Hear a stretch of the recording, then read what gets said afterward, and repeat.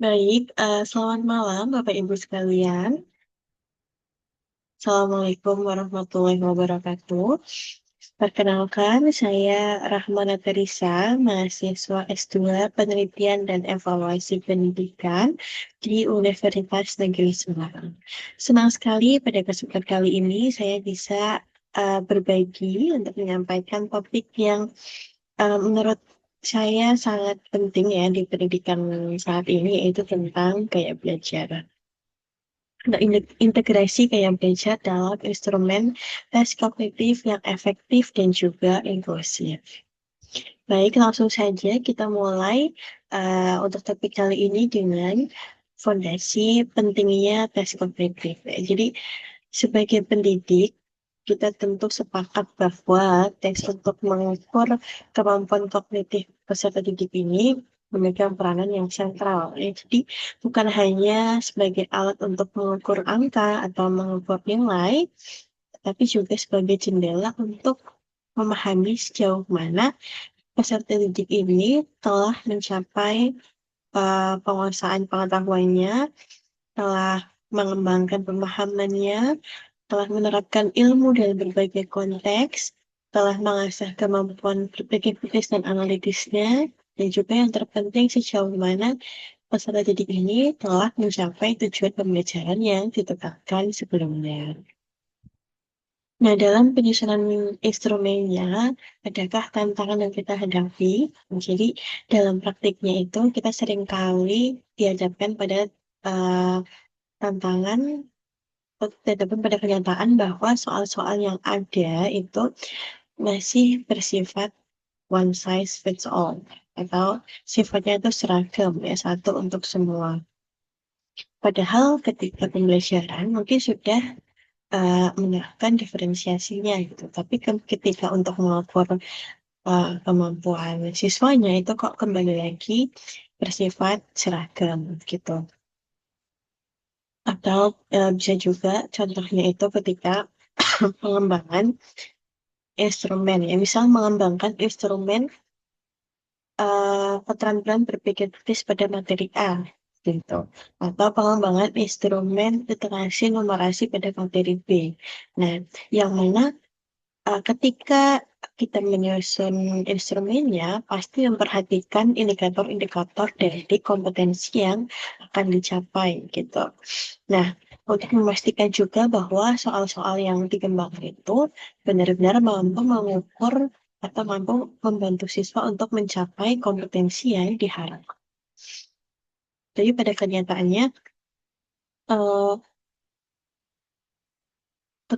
ketika mengembangkan soal itu masih belum menyoroti atau mempertimbangkan cara belajar mereka itu seperti apa, kemudian cara mereka memproses informasi seperti apa itu masih belum gitu.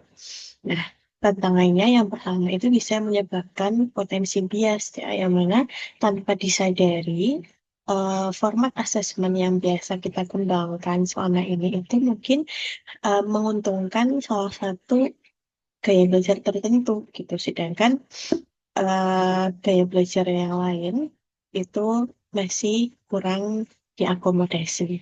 Yang mana uh, potensi bias seperti ini tuh bisa mengaburkan gambaran sejauh mana kemampuan mereka yang sesungguhnya seperti itu.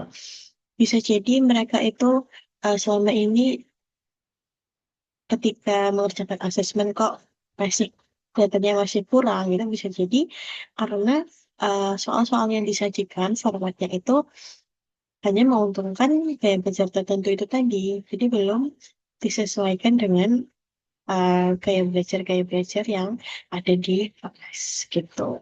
Kemudian tantangan yang kedua yaitu kurangnya keterlibatan siswa. Jadi ketika siswa merasa format asesmennya itu tidak sesuai dengan cara mereka belajar, cara mereka memproses informasi tidak sesuai dengan cara mereka untuk mengekspresikan pemahamannya, itu bisa menurunkan motivasi belajarnya. Ya. Jadi asesmen yang seharusnya itu menjadi sarana bagi mereka untuk menunjukkan potensinya, untuk mengekspresikan pemahamannya, justru akan menjadi beban gitu, karena tidak sesuai dengan dengan preferensi belajar mereka. Kemudian tantangan yang ketiga itu bisa menghasilkan hasil yang kurang komprehensif, yang mana asesmen yang monoton itu beresiko hanya bisa mengukur spektrum kecil saja dari kemampuan siswa.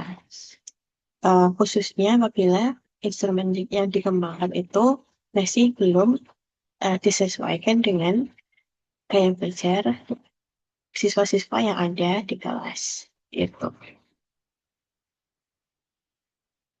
Nah, disinilah peran dari gaya belajar untuk diintegrasikan dalam penyusunan instrumen itu menjadi cukup penting ya.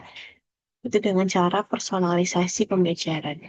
Nah, personalisasi pembelajaran ini diakui sebagai kunci untuk memenuhi kebutuhan individu dari siswa. Gaya belajar yang sesuai itu bisa menciptakan rasa yang nyaman ya, kenyamanan bagi siswa dalam belajar. Nah, dengan hal itu, siswa itu juga akan lebih mudah untuk menyerap dan mengolah informasi yang didapat.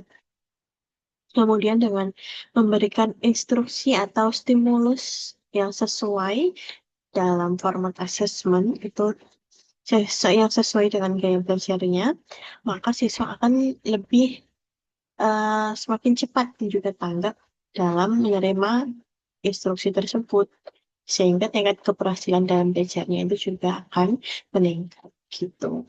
Kemudian sama halnya juga dengan seorang siswa yang sesuai dengan gaya belajarnya, siswa akan lebih termotivasi lagi dalam pembelajaran dan tidak akan ada pelajaran yang dirasa sulit. Nah, untuk siswa-siswa SD sampai SMA saat ini, mereka itu ada di rentang kelahiran dari 2010 hingga 2019 ya. Nah, itu siswa-siswa atau anak-anak yang lahir di rentang 2010 hingga 2024 itu termasuk golongan generasi alpha. Yang mana Mark McCrindle itu seorang peneliti demografi yang pertama kali menciptakan istilah generasi alpha itu tadi. Kemudian karakteristik yang eh, unik dari generasi alpha tadi, yang pertama adalah mereka itu digital natives. Jadi mereka itu tumbuh dan juga berkembang di tengah-tengah ledakan teknologi dan informasi. Mereka itu punya kesempatan yang lebih banyak lagi untuk memproses informasi seperti bisa melalui gawai, bisa melalui internet, dan juga media sosial. Jadi ketiga hal tadi seperti gawai, internet, dan media sosial itu adalah hal-hal yang tidak bisa dipisahkan dari kehidupan generasi alpha. Yang karakteristik kedua itu mereka terbiasa dengan adanya pilihan dan juga personalisasi. Jadi di dunia digital, mereka itu punya akses yang sangat tidak terbatas ya ke informasi melalui berbagai sumber, bisa melalui video, bisa melalui podcast, kemudian bisa melalui artikel, platform interaktif, kemudian camp edukasi itu juga bisa.